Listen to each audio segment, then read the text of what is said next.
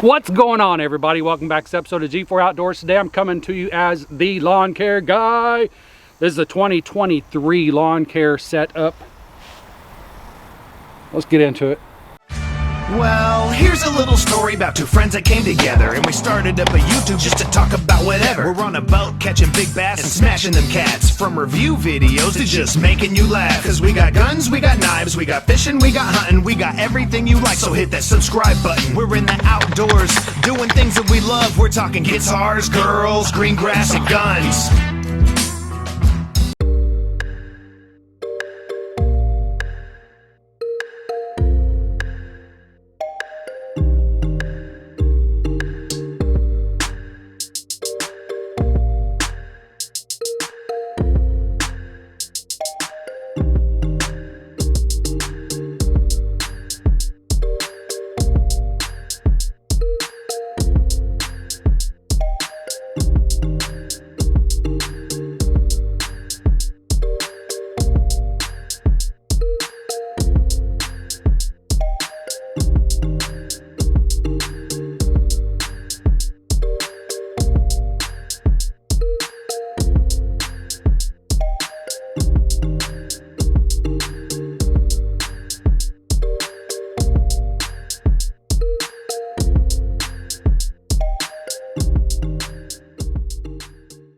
So there's something about lawn care setups that everybody likes to look at. This is my setup for 2023.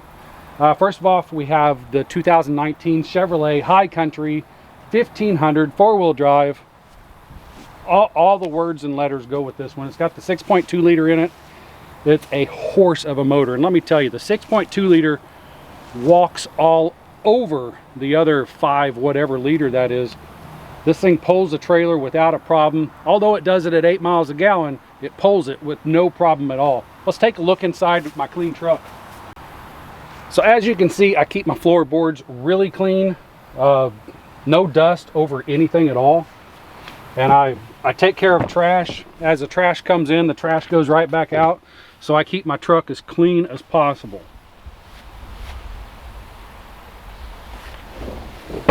Yeah. All right, here we have the Impact Quake 7x16 enclosed trailer.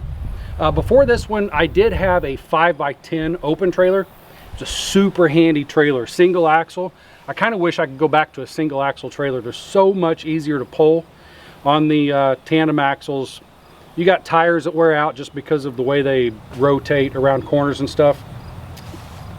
Yeah, I kind of wish that I could go back to an open trailer, but this is my storage unit in my driveway. So, you know, 6 one, half dozen the other. If I had a place to store equipment, I'd probably get another open trailer because it's super handy to have those.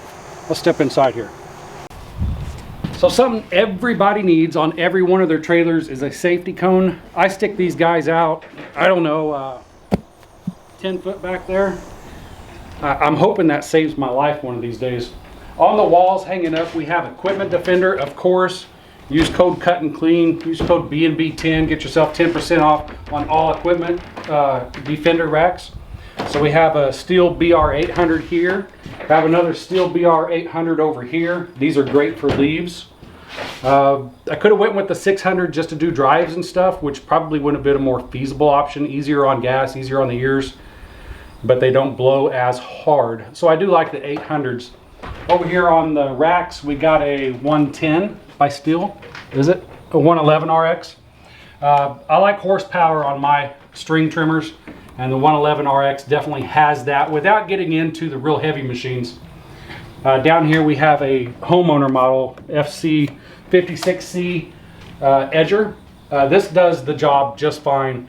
There's no need to go out and get heavier equipment on the edgers because this one here has plenty of power to clean up edges, to maintain edges, and it's a super good machine. It could use more horsepower if you're constantly cleaning up edges, but that's not what we do. We're mostly into maintenance. And down here on the bottom, for Andrew, we have the FS94R, and I think this weighs probably about a pound less than the 111. You see it's got a little bitty head here compared to that one up there. But it is a snappy little machine and I do like it.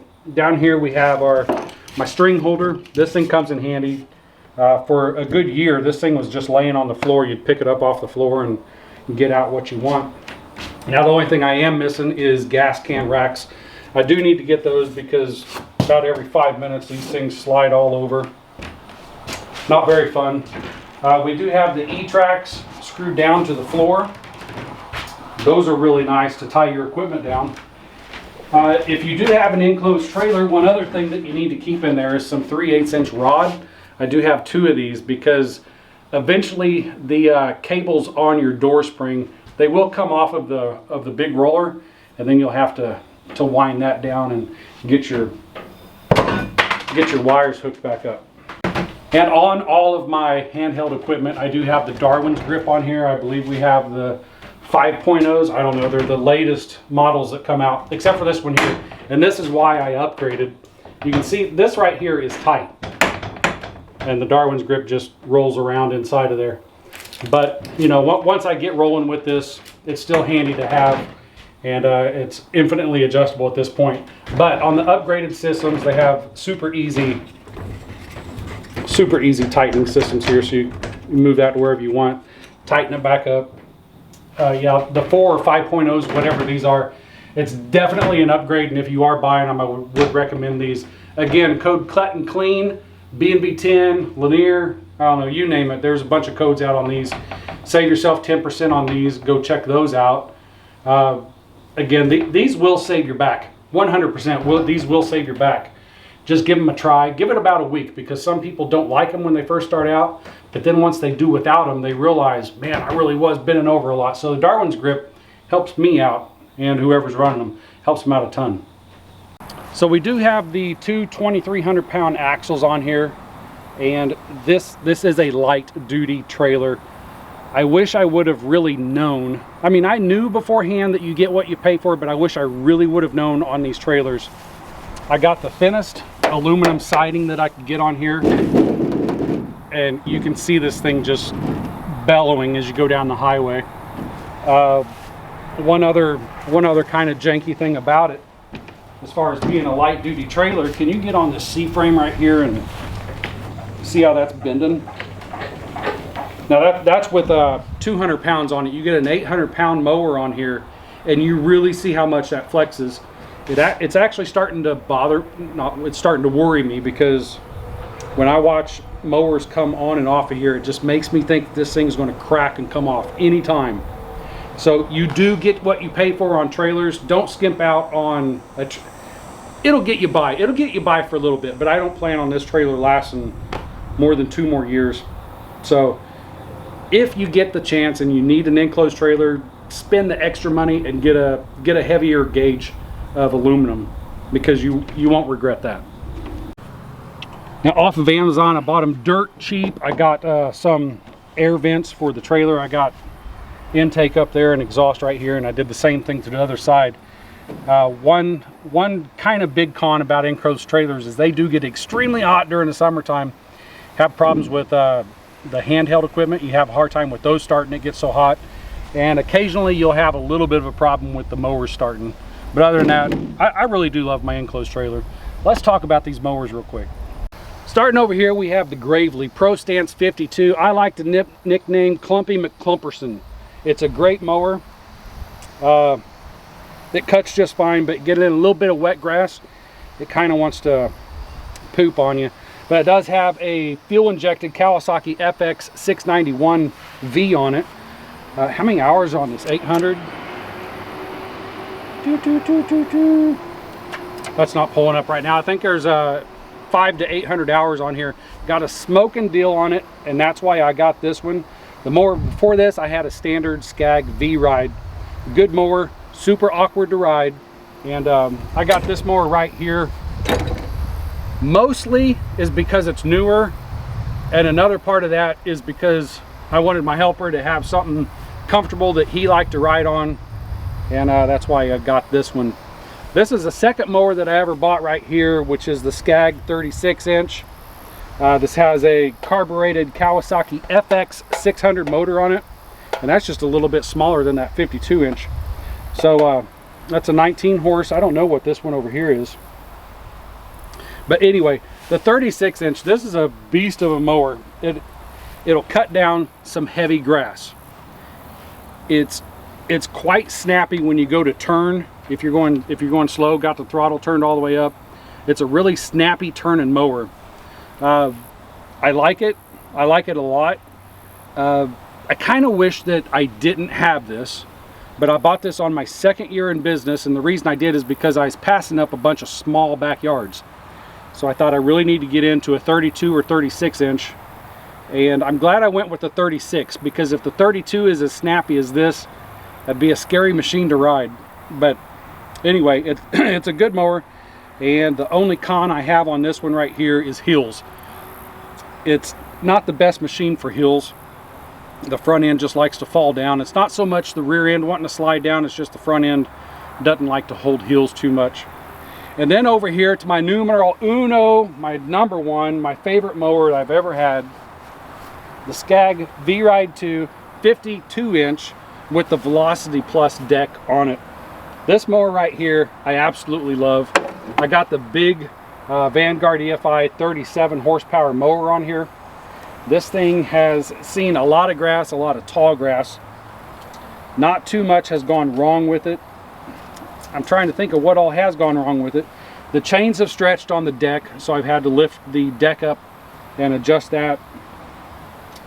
I think that I had a gas leak up on the front, and I think that's really about all that has happened to this. So nothing Scag specific has broke on this, just some minor maintenance stuff. I don't know.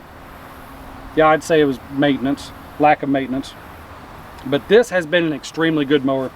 It's super comfortable for me. It's plenty fast enough. It has enough power to cut anything you want. Matter of fact, there's a lot of times I'll go out and do property cleanups, and we got grass as tall as my head. Of course, it'll cut what it can, but otherwise you have stalks sticking up.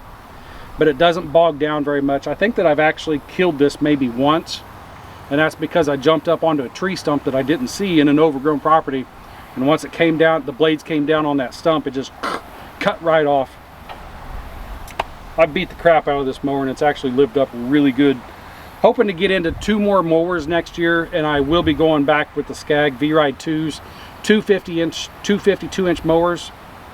Probably keep that Gravely as a backup. I don't know. The Gravely just seems better built than both of these Scags. But I do like the cut quality and the comfort more on the Scags. And that's why I got them, is really comfort and cut quality. And another thing is they only live a block away from the house. That's a big important part on buying a mower, is dealer support and how close they are to your area. I don't have a Gravely dealer in my town.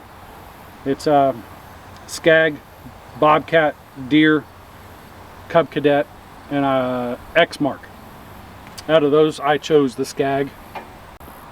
So these are my 3 mowers. Let's go back to my garage, and I want to show you guys an aerator. And warping back into my garage, we have the LESCO Pro Air 30. It's a 30-inch core aeration machine. Man, like anything else, if you can ride it over pushing it, you're doing yourself a whole lot of favors. It comes with a Vanguard 23 horsepower motor on it, a 50-pound hopper for seed. This thing will lay some seed down real quick. I'm really happy with this machine. There's being front light or tail heavy is the only thing I have a con on this machine, but it definitely plugs holes in a hurry, and it lays seed down in a hurry. I do have a video on this. I'll link it up here if you guys want to go watch that, but not much to talk about. A ride-on, stand-on aerator, game changer there. So here we have my Lamar leaf trailer, 7x14. That's all I use this for, is leaf cleanups. And on here we have the 18 horsepower Billy Goat debris loader with the piranha blades on it. And not a joke, if you can fit something into the intake on this, it'll go through there, chop it up, and spit it right into the trailer. This is a beast of a debris loader for leaves. I couldn't imagine going up into the 28 or 30 horse, whatever those are. That's just excessive, especially for this size of the trailer. actually this 18 horse is probably too big for this trailer, but hey, bigger the better. Go big or go home. We do have the sidewalls up on this with a tarp on top, two 7,000-pound axles. This is it's got a remote lift on it. Got a kind of a short cable, but you know, when we built the sidewalls on this, we got really lucky on the measurements of this. You pan up here to the exhaust on that billy goat.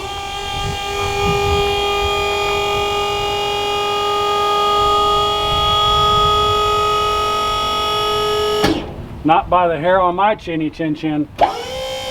So we got super lucky when we started putting these walls up. We didn't plan on that or anything, but we had this fabbed up, and steel and fabricators are super expensive. I think I paid $700 just for this stupid shelf right here. I think we got ripped off. Oh, that is a 29 horse.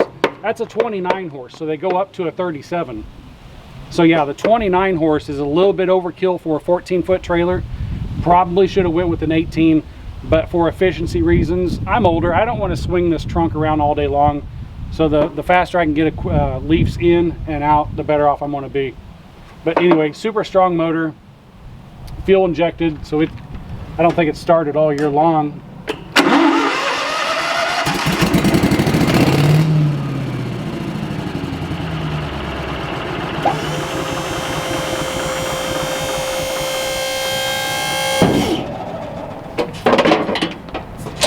Anyway, this is a handy little unit. Before this, we used to put leaves just into the bed of the pickup, push them around with our mowers, blow them with the handhelds, and just pick them up and throw them into the bed. This saves so much more time. You're talking 11,000 on the trailer, 6,000 on the debris loader. It is worth the money over piling stuff into the bed of your truck. That's a workout. This is just work. And then of course on everything, the back of my trailer doors and both of my tongues on the trailers both have Proven Industry locks on them. I don't think there's a better company out there other than Proven Industries. A lot of people make these tongue covers, but man, this thing right here is, you stow your hooks in there, plus it's over the top, and you're not going to get that off unless you cut it off. I really like these. And to go along with the leaf setup, I got the Billy Goat leaf blower. I think that this is a 13 horse, but I'll tell you what, over the backpack blowers, this thing is ridiculously strong. And if you're caught off guard and you walk by this and the wind is blowing, it'll push you over, it'll throw you off balance. But this thing has been a lifesaver on leaf cleanups. The amount of air, the volume of air that comes out of this, nothing compares to it as far as a backpack unit goes. But as far as the leaf blowers, push arounds, this one's awesome. The only thing it's missing is self-propelled. It's not self-propelled. I wish it was self-propelled, because it is 150 pounds and it gets, you get pretty wore out pushing this thing around. And this is where I store my equipment at. We're talking 50 bucks a lot for 50 bucks a month. Dirt cheap to park here. So we have my dump trailer right here, and of course it's parked right next to the G4 Outdoors tracker boat. How you doing? You want to go catch some fish later on? Yeah? All right. So anyways, guys, that is my 2023 lawn care setup. If there's anything you think that I should improve upon, let me know. If there's anything about that trailer, or if you think that upgrades are worth it on the trailer, leave that comment down below too. Anyways, guys, this has been my video. Hope you enjoyed it. If you did, please hit the like button, hit the subscribe button, leave a comment down below. I'll see you in the next one. I'm out. Yeah! Monday, Tuesday, Wednesday, Thursday. I just dream of fishing while I'm going through my workday. I listen to my boss, though he's driving me berserk. Damn it, I can't take much more because my brain is really hurting. And now the bank is always calling and I don't know what to do. And I haven't bought a crankbait since like 1992. But the bass are out.